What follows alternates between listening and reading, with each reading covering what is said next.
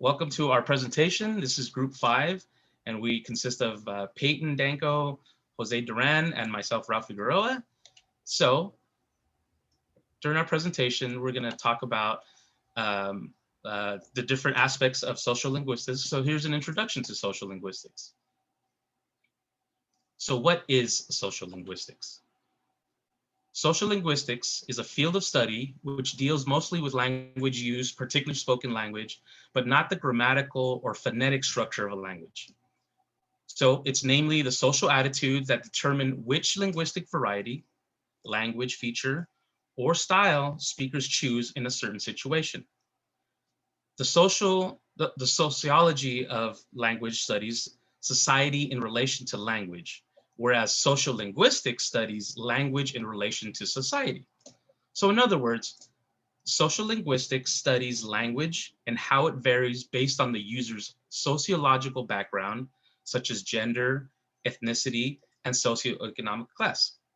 Simply put, sociolinguistics can easily be defined as the study of how the people around you and your heritage change the way you speak. For example, we would be the study of Spanish and English being spoken together, which is known as Spanglish. So for example, we say, yeah, lo puedes googlear if you want. So these are some of the factors of sociolinguistics, which would be class, gender, ethnicity, and demographics. So class and gender, as far as class, it's access to technology, which would be laptops, tablets, smartphones. Gender appeals to specific situations, feminism, masculinity, fathers and mothers. We're also looking at ethnicity and other demographics. So ethnic pride and other demographics include geography and age groups. Some cultures are more popular because of the popularity of their languages. Language is a connector among cultures as translation among words and sentences. Or pop culture can influence a society and civilization without improving it and is better expressed in its own language. Pop culture and sociolinguistics. Pop culture refers to cultural products such as music, art, literature, fashion, dance, film, cyberculture, television and radio, and that are consumed by the majority of society's population. So what are the heaviest influence of pop culture? Television, reality and scripted, movies, and hit music. This is an example of sociolinguistics, which is speaking Kardashian or vocal fry. America's young women are running out of oxygen. What else could explain why so many of them sound like this? So cute, so cute. Which is kind of like my, motto. Kim and Chloe just don't get it. Believe it or not, there's a scientific term for the way a Kardashian speaks, and it's vocal fry. It's a low, creaky vibration produced by a fluttering of the vocal cords. Speech pathologists call it a disorder that verges on vocal abuse, and here's what it looks like. Call it a quirk, a trend, or an epidemic. Vocal fry is everywhere. I'm not staying here tonight. The only reason why I'm going is just to network. A recent study of women in college found that 2/3 of them use this glottalization, which explains why the fry is a sizzling topic in the New York Times. On morning TV, sounds something like this. Even for an NPR host. It's annoying. I mean, it's really annoying. When I was a tween in the early 80s, the Valley Girl was born. She brought us like and uptalk. And there's been a general cultural agreement that that kind of speech leaves the user sounding airheady and unprofessional. But vocal fry is unique because researchers have found that women who talk this way are seen by their peers as educated, urban-oriented, and upwardly mobile. You love him, and he totally complimented you. Some linguists even suggest that creaky young ladies are evolving our culture as linguistic innovators. Tyler has a pretty good reputation in this business. Well, metaphorically, I encourage every woman to find her voice. I'm dismayed at how low it can go. On my 16th birthday, I'm burned out on the fry. It sounds underwhelmed and disengaged. It's annoying to listen to a young woman who sounds world-weary and exactly like her 14 best friends.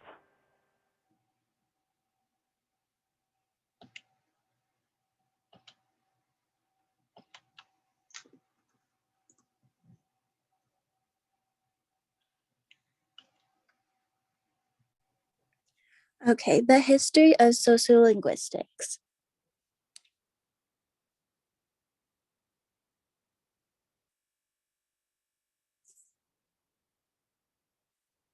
Okay, the history first started by Indian and Japanese linguists in the 1930s, also by Louis Gerhardt in Switzerland in the early 1900s.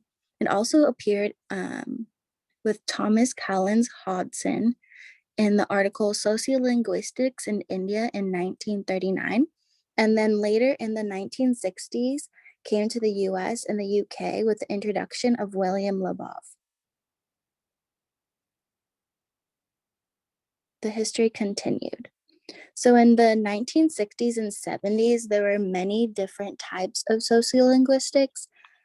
For example, language and social context, language and class, language and gender, language and politics, issue in dialects and languages. It started with Labov in 1966, but actually started in the early 1900s.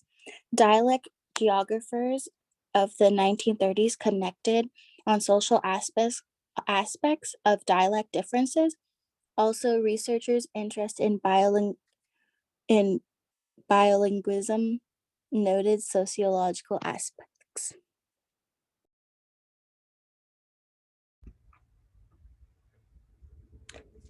Key scholars within social linguistics. The first key scholar I will be talking about is William Labov. William Labov was an American linguistics. He is also well known as the founder of the discipline of variantist social linguistics. He entered graduate school at Columbia University as linguistics in 1961.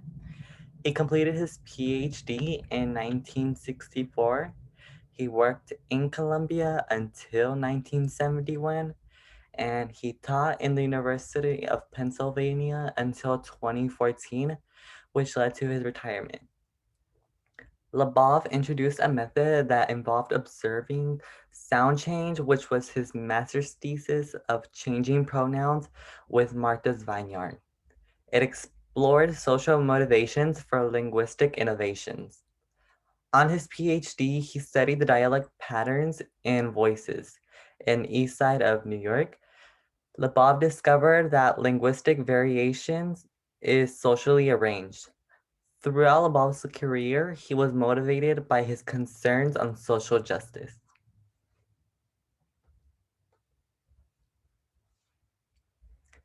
The next key scholar I will be talking about is Peter Trujillo. Peter Trujillo was an English sociolinguistics and is also an author. Trujillo was mainly studied on Norwich speech. His reasoning was why and how people's ways of speaking varied.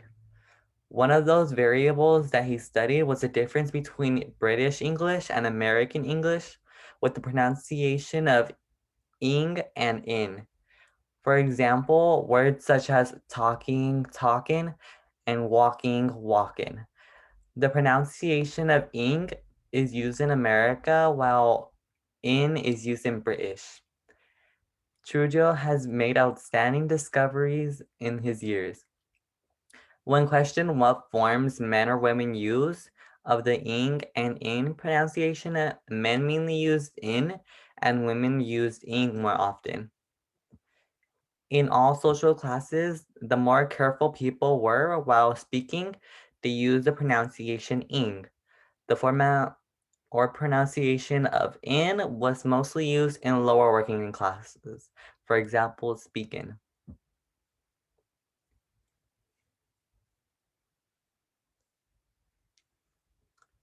key works in sociolinguistics. One of the major key works is the theory of language code. The theory of language code was founded by Basil Bernstein. Its significance was to explain inequalities on social classes found in language uses. Within the language code, there are two different types of code, which are elaborated and restricted. An elaborated code is able to allow everyone to be able to understand. So when something is said, that you'd understand. Whereas a restricted code, people wouldn't understand what is being said, so they'd be lost. Two factors help contribute toward both of the codes, which is the nature of socializing agencies present in a system, such as being with your friends, coworkers, school, or at work, as well as the value within that system.